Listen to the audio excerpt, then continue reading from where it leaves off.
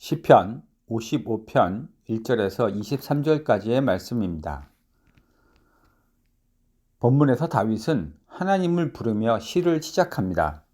하나님이여, 내 기도에 귀를 기울이시고 간구할 때 숨지 마소서라고 간청합니다.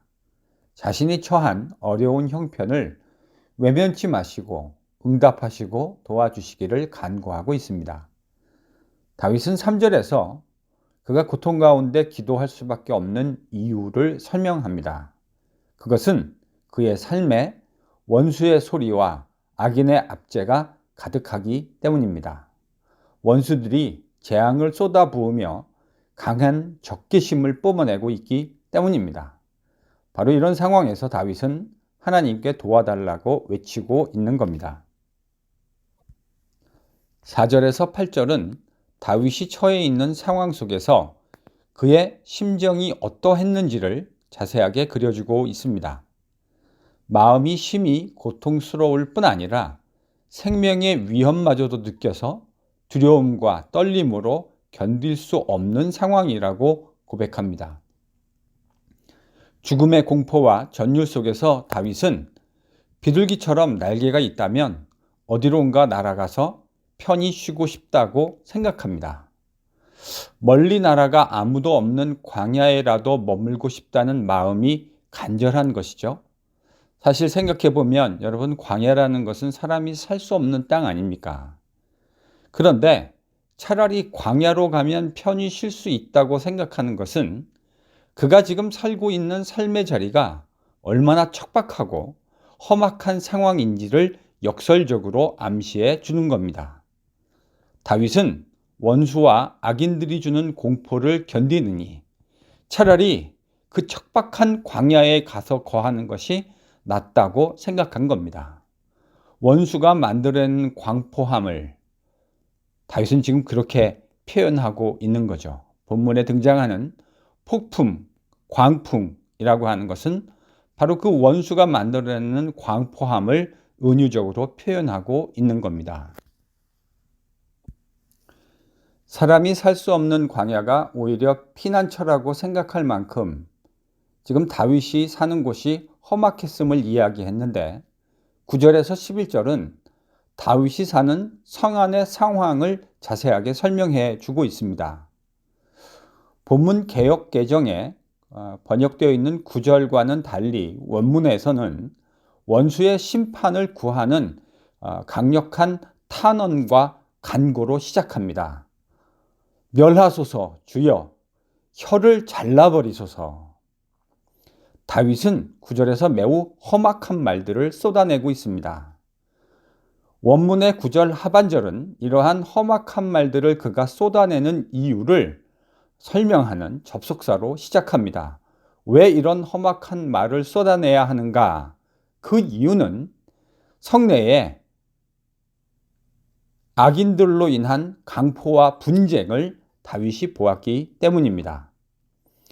10절에서 11절은 성 안의 상황을 더욱 자세하게 묘사해주고 있습니다. 본문에 등장하는 성벽 위라고 하는 이 표현은 성을 지키는 자들이 성 안팎의 문제들을 빨리 발견하고 해결하기 위해서 보초를 서는 곳을 일컫는 말입니다. 그런데 악인들이 바로 그 성벽 위에서 폭력과 싸움을 일으키고 성벽 위로 두루 다닌다고 이야기하고 있습니다. 악인들이 성안을 휩쓸고 다녀서 성안이 폭력적인 싸움으로 가득 차 있음을 말해주고 있는 것입니다. 생명의 풍성함과 안식을 보장해 주어야 할 것이 바로 성인데 그 성에 온갖 범죄가 자행되어 성안이 거짓과 불의와 억압으로 가득 차 있었던 겁니다. 12절에서 15절에는 위에서 언급했던 그 악인이 도대체 누구인가, 그 정체가 드러나고 있습니다. 그 악인은 다름 아닌 다윗의 친구였습니다. 다윗은 원수가 나를 대적하여 과격하게 말한다면 참았을 거라고 이야기합니다. 나를 미워하는 원수가 나를 대항해서 자신을 높인다면 그를 피하여 보지 않았을 것이라고 이야기합니다. 원수가 자신을 대적하면 원수니까 대적할 것이라고 생각하고 참을 수 있다는 말입니다. 그런데 지금 자신을 대적하는 자가 누구라고 말하고 있습니까? 지금 다윗의 원수는 한때 자신의 동료와 친구였던 사람이었습니다. 더욱이 다윗은 그 친구와 함께 친밀한 교제를 나누었고 무리 속에서 함께 성전 예배에 참석하곤 했습니다. 다윗과 친구는 그러니까 단순히 세상적인 우정만 나누었던 친구가 아니군요. 그들은 하나님 안에서 사귄 믿음의 친구였던 겁니다. 원수의 대적보다 더 괴로운 것, 바로 친구의 배신 아니겠습니까? 앞에서 토로했던 다윗의 고통 가운데 가장 큰 것이 바로 이 친구의 배신이 아니었을까 싶습니다. 배신의 상처로 인해 격렬하게 원수의 심판을 요청한 후에 다윗은 마음을 진정시킵니다. 그리고 다시 여호와 하나님을 바라보며 주께서 구원하실 것을 신뢰합니다. 하루 종일 근심하고 탄식하며 기도를 멈추지 않을 때 여호와께서 그 소리를 들으실 것이라고 다윗은 확신합니다. 대적하는 자가 많고 그들이 공격하기 위해서 다가오고 있기는 하지만 다윗은 하나님께서 자신의 생명을 구원하시고 샬롬을 주실 것이라고 고백합니다. 그리고 자신을 포함한 또 하나님의 백성들을 위한 권면을 스스로 던져주고 있습니다. 내 짐, 곧 너의 염려를 다 여호와께 맡기라. 그가 너를 붙드시고 지키실 것이다.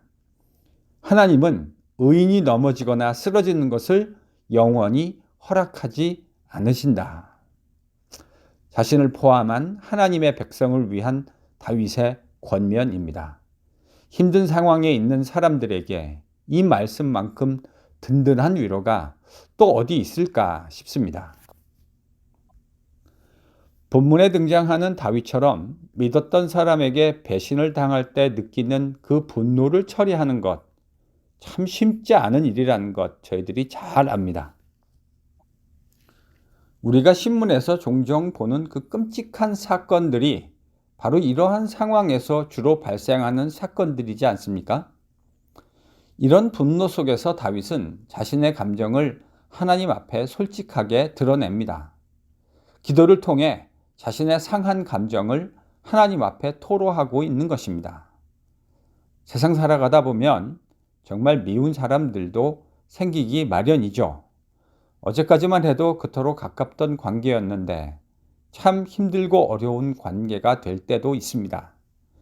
이런 일을 겪으며 하나님 백성이라고 감정이 상하지 않는 것은 아닙니다. 그렇게 감정이 많이 상했을 때 바로 하나님께 용서해 주십시오. 그가 자신이 하는 일을 알지 못합니다. 여러분, 이렇게 기도하는 것, 이거 보통 내공으로는 잘 안 되는 일입니다. 오늘 본문을 보십시오. 다윗도 참 험악한 말을 쏟아내지 않습니까? 기도란 이처럼 자신의 솔직한 감정을 하나님 앞에 드러내는 겁니다. 기도는 이처럼 때로는 격한 감정까지도 토로해낼 수 있는 통로인 겁니다. 그런데 그 기도의 과정을 통해서 우리가 무엇을 경험하게 됩니까? 격해진 감정도 그 기도의 과정에서 수그러지게 되는 것, 여러분 경험하게 되지 않습니까? 저도 이런 경험을 해본 기억이 있습니다.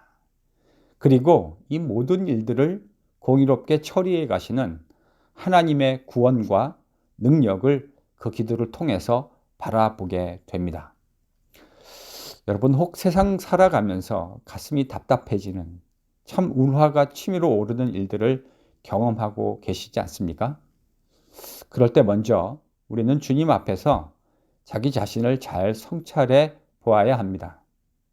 왜냐하면 우리가 겪는 그런 가슴이 답답해지는 일들의 상당수가 나의 죄악이나 연약함과 연관된 경우가 많기 때문입니다. 그러나 때로는 아무리 생각해도 나의 죄악이나 연약함과 직접적으로 연결할 수 없을 때도 있을 겁니다. 오늘 본문의 다윗처럼요. 바로 그때 우리는 무엇을 할 수 있을까요? 바로 다윗이 했던 것처럼 할 수 있습니다. 다윗이 우리의 짐, 우리의 모든 문제와 공경을 하나님께 맡기라고 말할 수 있었던 이유는 그가 하나님의 공의로우심과 그분의 선하심을 믿었기 때문입니다. 결국 하나님의 백성이 종국적으로 의지할 수 있는 분은 하나님 한 분밖에 없습니다. 바로 그 하나님을 온전히 신뢰하고 그분 안에 온전히 거하는 하루가 되실 수 있기를 간절히 축원합니다.